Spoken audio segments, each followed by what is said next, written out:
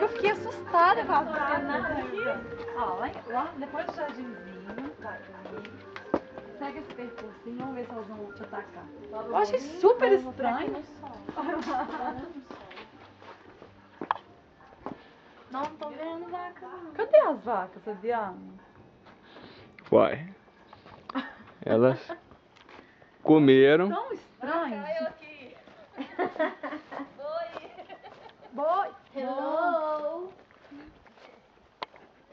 Eu tô com medo de chegar. Eles dormem cedo, Fábio? Não. Ali nesse cercado? Aqui, ó, vieram aqui, quase que derrubaram a cerca. Tem dois novilhos ali só. É, dois. Tá com medo do novilho? Gente, ué, com medo do novinho, eu falei, gente, o que tá acontecendo comigo? Será que eu tô com algum problema? Quase que foi pro Faustão.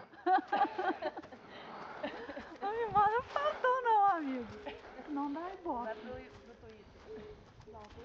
Ué, estão deitadinhos, tá acontecendo? Pois é.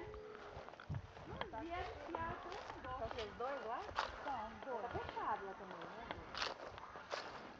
Tá fechado, né, Fabiano? Claro que o boi não vai vir aqui. Mas eles nem levantaram. Pois é, eu, hein?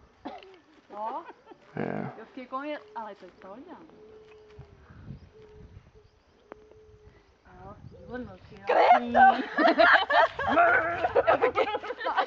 a boi. Eu fiquei assim, eu falei, gente. Não, corta. Corta, corta.